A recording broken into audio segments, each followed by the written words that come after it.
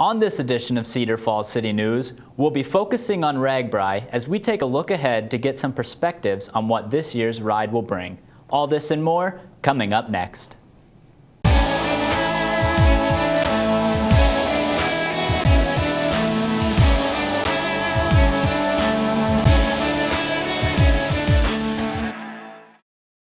Hello and welcome to this edition of Cedar Falls City News. I'm your anchor, Anton Ryder, and our goal is to keep you up to date with city projects and programs so that you, the citizens of Cedar Falls, are better informed. We'll also have human interest features so you can get to know the people who run your city a little better. For this show, we'll be concentrating mostly on RAGBRAI, what it means to the community, what to expect, and how to participate. This is the fourth time that Cedar Falls has been an overnight stop, and as we found out, things are already running very smoothly. With RAGBRAI less than a week away, things are really taking shape in Cedar Falls. We wanted to learn about the planning that goes into RAGBRAI, and we also wanted to give you all an idea of what to expect. Well, the invitation has been offered a couple times. And so we've had sort of over coffee conversations over the year, but really we don't start working on it until they announce the route. And so one of the great challenges of RAGBRAI is that you only have 3 or 4 months to really pull it together. And that, that's building a city in 4 months. And that's pretty intense and requires a great team. One of the things we took the right amount of time to do this time, and it really did take a little while, but we built a great team of co-chairs and committee chairs that are really leading the work and leading the planning for RAGBRAI. They are, if Mary Taylor and I are the mayors as co-chairs, they're the city council. Those are the folks who are really getting the work done and the administrators who are really getting the work done for RAGBRAI. And that was a huge step. And then it's really plan, and then execute. We'd been brainstorming some names of folks that we knew would be good in leadership positions, and after the announcement, within a week or two, we had our first meeting. We started gathering those folks.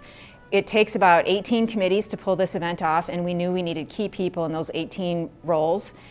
We were successful at this in 2007, so we did it again with having a university chair and a community chair in each of those positions to really create some collaborative work opportunities to let people get to know each other and create some opportunities for future planning and future events. Just to have that kind of break down that town and gown kind of atmosphere that sometimes happens within a university community. Well, each and every year we try to come up with a different RAGBRAI route. Obviously, we want to make it safe and enjoyable for all participants. We've got people coming from all over the world, so we're always trying to put out a new route. Haven't been to Cedar Falls since 2007, so with an 8-year gap, it's a long enough time that people wanted to come back here. People from Cedar Falls were asking for the ride to return, so it just seemed like a great year to bring it back. Even though we were just in Waverly, a closed town last year, they probably didn't think it was going to come back so soon. But what a great community to bring RAGBRAI to. With obviously great community support, great support from the University of Northern Iowa as well. So I think the riders are really going to enjoy this visit to Cedar Falls. This is the 4th time that Cedar Falls has hosted an overnight stop. Since the last stop in 2007, a lot has changed. With our city, how we handle RAGBRAI, and even the nature of RAGBRAI itself. RAGBRAI is getting a little bigger. There are a few more people riding along with it. People have built it into their family tradition, so now people ride RAGBRAI whether they're registered or not. And so in addition to the 15,000 to 18,000 registered riders, we also have about as many as 5,000 to 10,000 people that also ride along. And so it's just become a giant ride-in. Well, it's a pretty big deal. This is our 4th time hosting. It's been 7 or 8 years between each stop. And over that time, we've had changes to our community. We've had growth. We've had new businesses open. Our Main Street has grown and developed since the last time they were here. So it's just a great opportunity to get to show off our community and our changes to those 15 or 20,000 people that will be here that day. The other thing that I think has gotten more interesting is they've embraced the festival atmosphere. It's fun to go to RAGBRAI now, and a lot of people from towns and even from surrounding communities go. It's kind of like a homecoming. And so we have great entertainment and great food and great drink and all that stuff, but it's also sort of a reunion. People come together for the one time a year. Everybody comes together around RAGBRAI. RAGBRAI stops at many Iowa cities and towns, each one having its own charm. But what is it that makes Cedar Falls special? Well, I think our main feature is that we've hosted a number of times before. We've done it in a similar location a couple of times, so we have good experience with our site and our location. We know what to expect there. We have an easy way in and an easy way out to our community, so the riders can come in pretty safely. Not a lot of zigging and zagging throughout town to get to the main event area. And we have the best residents along the route. So our community has really come together and really helped with volunteers, really helped with housing guests, with planning. We've just had a lot of really great input and support from our community financially as well as the volunteers. So we hope to put on the best stop. We've seen some remarkable growth. Main Street has just taken off. We've got whole new economic developments on the to the west and south of the city. I mean, it's really quite remarkable, and now people get to refresh that experience with them. RAGBRAI certainly has changed over the past 7 years. Let's go back to Anton, who has some information about how to keep yourself and the riders safe. That's right, Nathan. With so many extra people in town, safety of both the riders and the citizens is a big concern for the Cedar Falls Police Department. There is going to be a lot of bicyclists in town. We're looking at a small city basically coming into town that day. And when they are driving, especially around the Unidome area, the college area, there are going to be a lot of bicyclists, and just be vigilant of that and watch out for them. One thing to keep in mind is with all the extra traffic, roads will be closed or heavily congested. They'll then cross 57 West 1st Street, continue down southbound on Union Road until West 27th Street. Union Road will remain open. We will have signs posted out there that say, remember there's heavy bike traffic ahead, and we're just asking them to be cautious when they leave those neighborhoods. West 27th Street will be a full closure. And with that full closure, there'll be an officer there. So if you do have a residence on West 27th Street, they'll actually be able to still get into their house during that day. They'll let you in on that. And that closure will probably be open after 6 o'clock at night. Also for University Mills, which is on West 27th Street, we've asked the residents there that they should take 31st Street and wind it in by where the Prairie Grass University building is, and then we will have it coned off so they can get into the apartment complex there, and that'll be the same way to exit. And the next morning, we're probably going to do the same thing. We're going to close half of West 27th Street right at the Dome area or Panther Parkway so the bikes can get out there and onto Hudson Road safely. Although the main route and the area around campus will be the busiest, this does not mean the rest of the city won't see an influx in bicycle traffic. It's a lot more riders than the city of Cedar Falls has had since the last time probably RAGBRAI came through, which was 7 years ago. So there are going to be riders throughout the city because there's going to be people that are staying at relatives' homes, people that are willing to put them in their house, the riders in their house for the night, so they'll be riding all over the city. Also, the restaurant areas, they'll be riding their bikes out to those. There are bus routes for that, but it's possible that bikes could be going down to the downtown area. Now, one thing that we did set up that's going to be put out to the bicyclists, that if they do, we'd like them to use the bike lanes, and they'd leave the college campus going down Searly Boulevard, basically to Clay Street, and Clay Street down to the downtown area, which do have bike lanes all the way. If citizens would like to participate in the festivities, the shuttle is always an option for a small fee. The buses are open to the public also, so for a fee you can actually get on that bus and take it up to the university, and they can be dropped off. And parking areas would be the old Shields and the College Square Mall area. You can actually park your vehicle there, and the bus can pick you up and bring you up there if you're interested in the entertainment, and the entertainment is going to be good up there. I mean, the bands start at noon and they go all the way till midnight. So we can encourage people to do that, but there is going to be a nominal fee once you get up there to enter the beer garden where the bands are at also. If you don't want to pay for a shuttle ride, the official RAGBRAI t-shirts will give you access to both the shuttle and the events, but Nathan can talk about that more. For now, let's get back to safety. With the increase in traffic and the vast amounts of people, the police department had to ramp up its force to match the needs of the city. We'll have officers at every major intersection. 57 is going to probably have 3 or 4 officers there because it's such a busy roadway. It's a state highway. We'll have a couple officers at 12th and Union to make sure that everybody gets through safely, even though that is a 4-way stop. But we want to make sure the bicyclists are safe. And then we'll have an officer at 27th and Union Road also. So the bicyclists are going to be safe, and hopefully all the motorists are going to be safe, and we can get them out in a timely manner. But like I said in the past talks that I've given, if you can avoid that area and find an alternative route, it'll be a lot better off, and you'll get to your destination a lot quicker. The route going out of town, because it is Hudson Road and we have such a heavy traffic area because they're going out by the industrial park and stuff, it is taking a lot of officers. We have to cover University Avenue, we have to cover Hudson Road. I think grand total of officers for the bicyclists to leave just to keep them safe at all those intersections is 23 officers. And that's just Cedar Falls officers. For the university, there's going to have to be hiring for security up there. It's going to be not only UNI officers, Cedar Falls officers, but probably Blackhawk County and possibly even Waterloo, because what we're hoping for is not only to keep the bicyclists safe during the times that the beer garden is open and the bands are playing, but also the citizens of Cedar Falls, Waterloo, and Blackhawk County safe.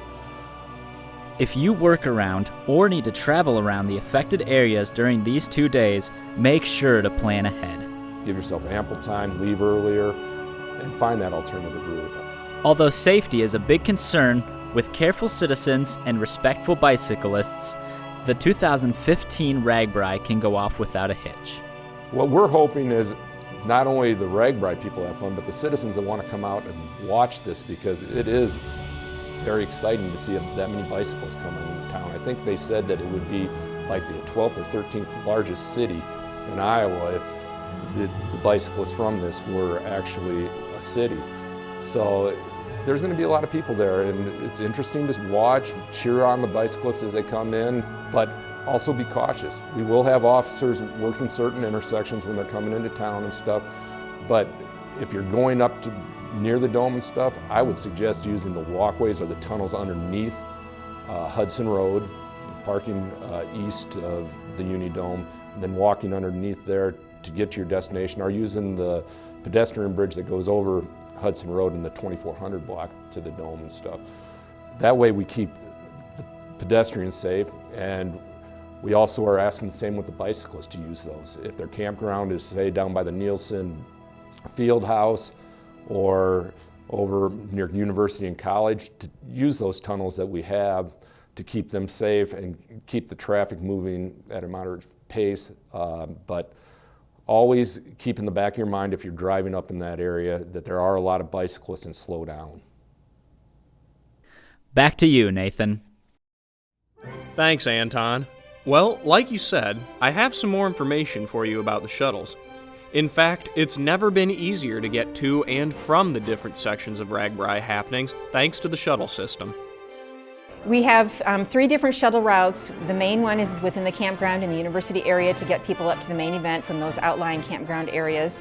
From there, we have a little transportation hub or a shuttle stop hub area there south of the McLeod Center. They can get on a bus there to go to the College Square area with 2 stops, one in front of Yonkers area and one across the street at the Buffalo Wild Wings area. So that gets people into those 2 kind of retail areas pretty conveniently. And then there's a downtown shuttle that will bring people to downtown at the 4th and Main corner, and that shuttle will also make a stop up at College Hill. So delivers people to those key kind of retail, commercial areas of our community so they can take advantage of those offerings. A great way to get to the concerts and even to the food, if you want to come a little earlier, is to go to College Square Mall, where you can pick up a shuttle ride, particularly if you have a t-shirt like this one, and ride it on in for free. That way you avoid all the traffic and all the parking nonsense. You can also pick up a shuttle there or at McLeod to go to 2 stops down in Main Street and College Square as well, and then of course College Hill as well too. So we have a couple different routes that are running with the notion that we want people to be able to get out to where they want to have experiences and find the things they need, but we also want to be able to bring people back onto campus. There's plenty of room in that College Square parking lot on the east end of the parking lot, and that's where the shuttle stop will be. The mall has offered that as parking for our folks to take advantage of. So if residents want to come to campus and take part in the festivities, they can park there, get on the shuttle. If they have their t-shirt, it's free. If not, it's a $2 ride. And they can get up to campus relatively quickly without navigating the traffic in the parking on their own. Of course, RAGBRAI is primarily about biking, but there's quite a bit more going on once the riders have reached Cedar Falls. We have two entertainment opportunities. The first one is in the afternoon on a stage on the south end of the grassy area south of the McLeod Center. There's kind of a natural amphitheater area there, so people are invited to come sit in the grass there and listen to some afternoon entertainment. And it's kind of an unplugged type of stage. We have Carla Ruth starting off at 12:30. She plays at Cup of Joe quite a lot, so people will know her. She plays with the Cedar Valley Acoustic Guitar Association a lot. At 1:45, we have Joe and Vicki Price. They're from Northeast Iowa. They're kind of well-known Iowa blues artists. And at 3:15, we have Dylan Sayers and Neighbors, a local young man and his band who have kind of made a mark. And so they will be a lot of fun late afternoon. Then starting at 5 o'clock, we have local favorite Bob Dorn, the Blue Band. He's not only a local favorite, but statewide and regional as well. And we couldn't do RAGBRAI in Cedar Falls if we didn't have Bob Dorn, the Blue Band. He's at 5 o'clock. Then at 6:30, we have the Devin Worley Band. Another opening act at 8 o'clock, the New Black Seven. And then at 9:30, the headliner is Hairball. And they should be a lot of fun. They have pyrotechnics with their show. They have a lot of costumes, lighting, the whole shebang with kind of 80s hairball music. So they should be a lot of fun. So, RAGBRAI is a bike ride, music festival, carnival, community showcase, and more. That's great, but what if you've never experienced RAGBRAI before? What if all of this is only confusing you even more? Perhaps this will give you a clearer picture of what RAGBRAI is. I would call it a spectacle, I think. It's colorful, it's a lot of people, it's kind of rowdy, it's a lot of fun, it's kind of everybody on spring break, grown-up adults on spring break. Most people, I think, when they hear about RAGBRAI, assume a race. And I think when they do that, they make a big mistake because they miss one of the most fun parts of it, the social part of it. RAGBRAI is not going as fast as you can. RAGBRAI is taking a ride. RAGBRAI is experiencing parts of Iowa, experiencing the people of Iowa, experiencing the sights of Iowa, and doing it in a group and as part of a community. And so this is not just a bicycle race. Rather, it's sort of a rolling community, a rolling group of like-minded folks, generally positive-minded folks who are really out there to have an experience and meet new people and be outgoing, as well as experience every stop along the way and get to know these little towns and these big cities like Cedar Falls as they go. So bike teams dress up in costumes or in colors. Sometimes they have specially designed buses that support them, big giant pink buses or elaborate vehicles that are serving a support role for them, but they dress up, they live their theme. The Flamingos are a Cedar Falls based group, but there's plenty of groups. The Loons, there's a whole bunch of folks that take on a theme and dress themselves up. Again, it's part of that social experience. They're having a little bit of individuality, but sharing a group experience, and it's one they do every year. It's like a high school homecoming that happens every single year and everybody goes. It is something to see if you've never seen it before, to take a look at that area west of the Unidome and just picture it with that many people and that many vendors and that many entertainers happening there. And it's all thrown up in about a day before, and it happens on one day and the next morning it's gone. So it is something to see if you've never done it before. We really want people to come up and take part in it and enjoy it and meet those people who are here from out of state and out of the country and show off our Cedar Falls hospitality. If you don't want to or aren't able to take part in the festivities, it can seem like RAGBRAI has taken over the whole town. While it is going to be very prevalent, there are ways set in place to make sure that you can still get to work or your other commitments on time and safely.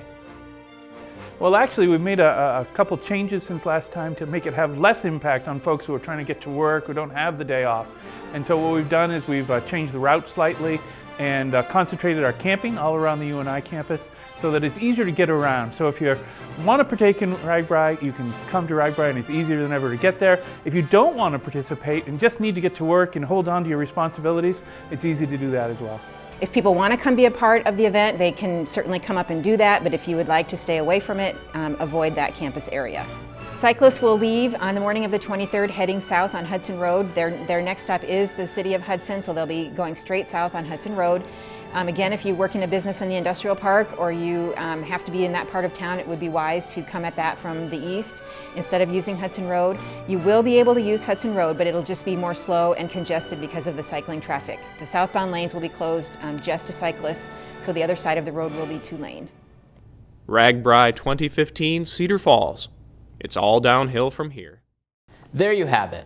RAGBRAI is a huge event, but it's in some very capable hands. It seems like it will be a logistical nightmare, but the support of the community helps keep RAGBRAI safe, simple, and fun. Iowa Public Television's Dan Wardell stopped in Cedar Falls on his reading road trip. City News reporter Nathan Grieve was there to join in on the fun. On his 9th tour of the state as part of his reading road trip, Dan Wardell came to Cedar Falls on July 14th. He stopped here every one of the 9 years that he's been making his reading road trip, much to the delight of kids and parents alike. His wacky stories, silly props, and fun-loving attitude seem to have won him more than a few fans based on the turnout at both of his storytime sessions in the community center. Dan worked with a packed audience, telling kids about the benefits of maintaining a strong mind and body. Playing into Dan's everyday antics as a caped crusader for knowledge was the public library system's superhero-themed summer reading program. Dan told the kids about how their very own librarian is in fact a superhero, and with his whimsical props, told the story of how she first came to become a hero, as well as some of her more exciting adventures. Kids were only too happy to participate if called to the front of the group, where they got to choose a card from the cosmic chandelier to determine whether they would one day become a superhero or a sidekick. As it turned out, each and every kid received their very own superhero ID card at the end of the session, which is only fair after they experienced such things as grueling ninja training or helping to fight off an evil robot. I was able to speak with Dan for a moment before he launched off for his next destination. He told me that Cedar Falls is a place that he's always enjoyed visiting because we make him feel very welcome. He also told me that we should all keep our fingers crossed and that the legacy might just continue next year. The great thing about this sort of experience is that it gives kids some real motivation to keep their minds active and their bodies healthy. With a goal presented to them, maybe saving the world from the forces of evil, kids have reason to be creative or care for others, or as Dan says, just be awesome. Thanks, Nathan. We'll be looking for Dan next year, undoubtedly with some wacky news stories. For our last story today, we would like to remind you that you have until the end of July to sign up for CFU's Simple Solar Plan and would encourage all citizens to sign up for this incredible offer. With under a month left to sign up, CFU is making one last push to get their customers on board with Simple Solar. We're trying to build a large solar array here in Cedar Falls, out in Prairie Lakes Park, anywhere from 3 to 8 acres of property out there. So the enrollment is going well so far, but the clock is ticking. We're getting towards the deadline for customers to enroll.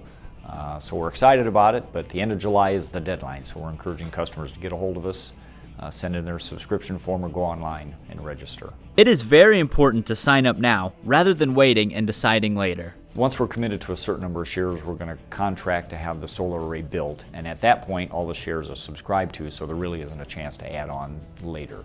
So we do want customers to do it here by the end of July. Once the sign-up period is over, there won't be much chance to sign up after, so make sure to do it now. Participating customers will get a credit on their energy bill for 20 years. So that's obviously a nice perk of this, is that there is a return of the homeowner or business's subscription fee that they will get a payback returned on their utility bill over 20 years. The solar panels will help both customers and the environment.